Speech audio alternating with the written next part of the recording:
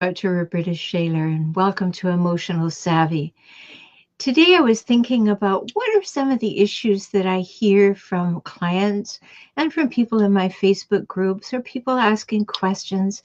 And one of them is not really a question so much as a sadness. Why did I wait so long? Why didn't I listen when people told me that this was a bad relationship? Why didn't I listen to people who told me that they had had troubles with this person beforehand? Why did I stay so long? Why did I stay and raise my children in this situation and allow my children to be influenced by it? And people are embarrassed. They may even feel a little shameful.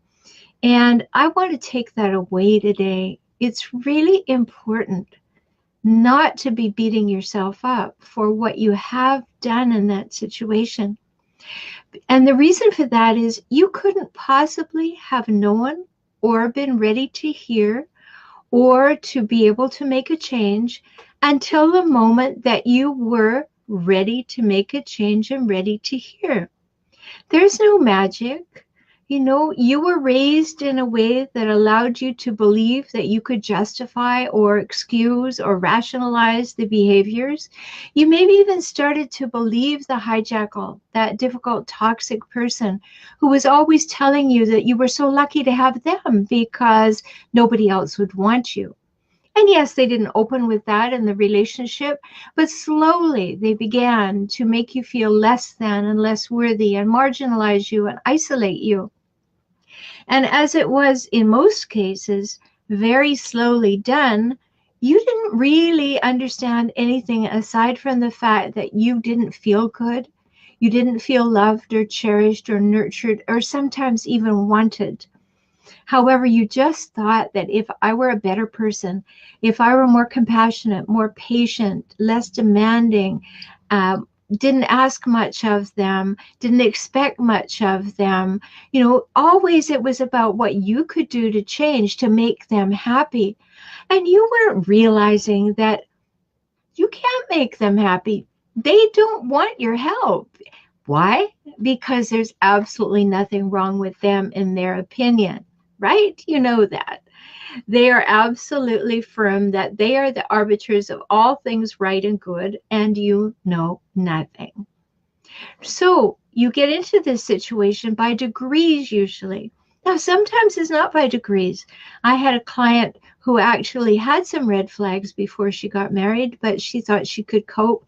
And between the wedding and the leaving the reception, by that point, her husband had shown her his real true colors, said all kinds of horrible things to her, went off drinking with his buddies, and didn't come back for 2 days.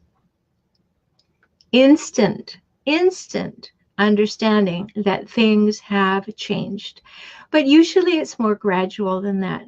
Usually there is a honeymoon period of some length. The red flags still start showing up. But, when you're dating and when you're in the early phases of a marriage or moving in together, a partnership of whatever you've chosen, you tend to think that, oh, there's something that maybe I could do differently, that I could simply not phrase things that way or not ask so much or not make demands. And that's not always the case, and particularly not the case when you're dealing with a hijackal. Now, you know my definition of hijackals. I trademarked that term so that we would have a non-clinical term to talk about people with the patterns, traits, and cycles of people who tend to be narcissistic, borderline, antisocial, or histrionic. And the definition that I created for hijackals are people who hijack relationships for their own purposes and then relentlessly scavenge them for power, status, and control. And here's another thing that happens. You are being treated differently than they appear to be to the public. So in the home, you can see a nasty, horrible, deriding side. And then yet, when you go out in public, all of a sudden, they're the best thing since sliced bread and the salt of the earth. And that's because hijackals paint a public picture of perfection, but at home, they create a private place of pain. So that can be extremely confusing. Which one do you believe? Because what's happening at home, you kind of err on the side of thinking, it's my fault. I could do something about it. Maybe all the terrible things they're telling me about myself are true.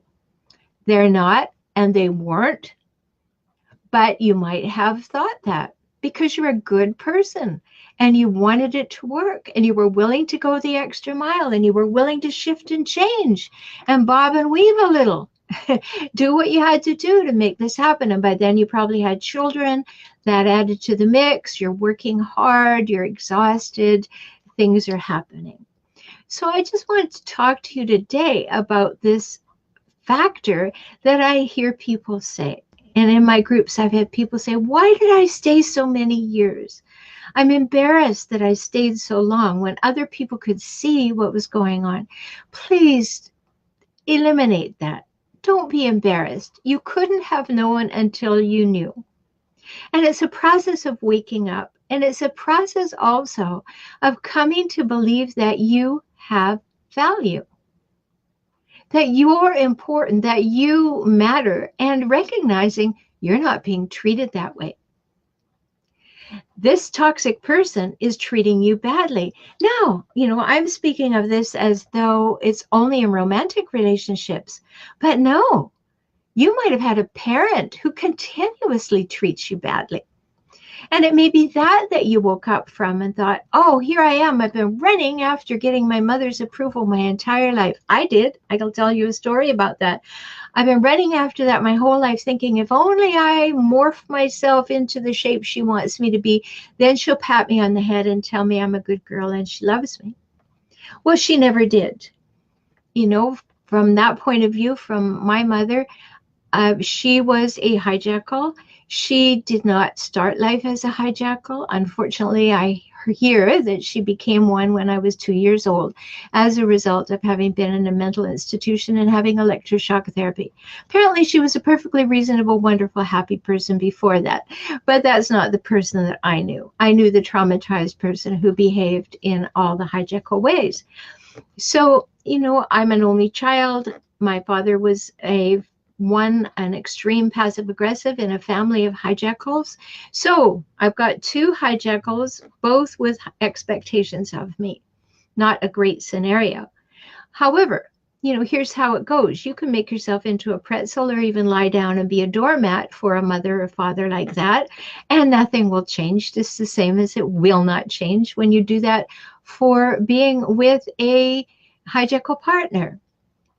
So I chose to take care of my mother. My father had passed and she had cancer, and I chose to take care of her. And one day I said to her, just a few days before she passed, I said, Mom, you've never told me you loved me. And she said, I know. All that time, I'm hoping that at some point she's going to recognize my accomplishments and that I am a worthwhile person and I had 3 wonderful children and I was doing good in the world. But no, because a hijackal cannot. They believe that it takes something from them if they say something good about you. So you may have a hijackal parent. You may have a hijackal partner. You may have had a hijackal parent or partner. And in that case, please don't be embarrassed. It's not a failure. It is just simply learning. And I don't mean that to sound pat or trite. It is learning. If you were raised with a hijackal parent, then you are going to become one of the things that I call one of 2 things. You're either going to become more like a hijackal, or you're going to become what I call hijackal bait. That means that hijackals are going to be able to sense that you've already been groomed to put up with this, and they are going to find you particularly attractive. So it's not a reach to go from having a hijackal parent to attracting a hijackal partner and carrying on, never feeling good enough, never feeling enough, never hearing any praise. Yes, in the love bombing phase of a hijackal romantic relationship, you'll hear all kinds of wonderful things because it's like they can hone right in on what you need to hear and what you want to hear and what will fill you up. And what they want to do is, in the shortest possible time, get you to marry them, move in with them, or be pregnant with them. That way they've got you. And then from then on, you will be trying to do your best to keep it together, and they will be in their offhanded, demanding selves. So I just want to really invite you, and you're welcome to ask questions if you have some in the chat, but I really want to invite you to give up any sense of blame or shame from having stayed in a relationship for too long, or for getting into the relationship, or for not recognizing that your parent was treating you poorly, and that what your parents said about you is not likely the truth. But we are raised to want to believe what our parents tell us about us because we need them to survive. And so we tend to believe them. And they, if they were hijackals or had hijackal tendencies, needed to withhold all love and approval from us in order to feel superior, in charge, and in control. So if that pattern was established when you were young, it's very likely it will continue into your early romantic relationships, and it won't feel good. And if you were raised in a certain cultural stage, you may have been patterned with things like, well, you made your bed, you lie in it. You made this choice, stick with it. You know, people don't quit on relationships. This is supposed to be for a lifetime. You made a promise, you made a vow. Well, you may have made a promise and you may have made a vow, but the vow was to love. And you know what? You can do that from a distance, a very long distance. And that's okay too. But please don't be beating yourself up. If you've woken up now, you've smelled the herbal tea and said, wow, all that I thought was my fault and all that I was believing about myself being not worthy, a poor person, and that nobody else would want me, all the kinds of things that hijackals tell you, eradicate that. You woke up, you saw it, you said no more to it. You've taken steps to create distance, perhaps.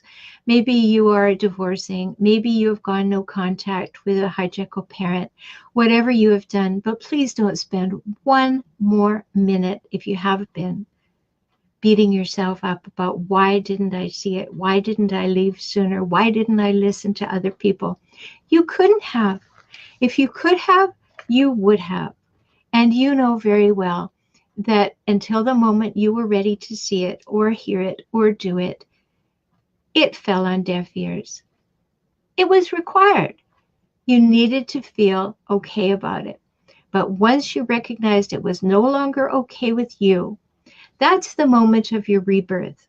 Let's not have any regrets about what you did before that. Let's just leave that piece and let it go into the ether and focus on what you were doing, the work you were doing yourself to be empowered, to be strong, to have strategies, to recognize hijackals. You know, I work with people all over the world who have been in these situations and never want to be in them again, so they come to work with me. That's the wisest thing to do, is to make sure that you have clear idea of what you're moving toward. And we can extrapolate that from what you're moving away from. So would you do that? Would you make a promise right now to not beat yourself up for another moment about how long you stayed, and be present right now and look forward to all the things you're going to create that will be healthy, equal, reciprocal, and mutual in the relationship department? I sure hope so. Talk soon. And visit me at forrelationshiphelp.com, FOR relationship, HELP.com. And also find me on YouTube. My channel is called For Relationship Help. Take care.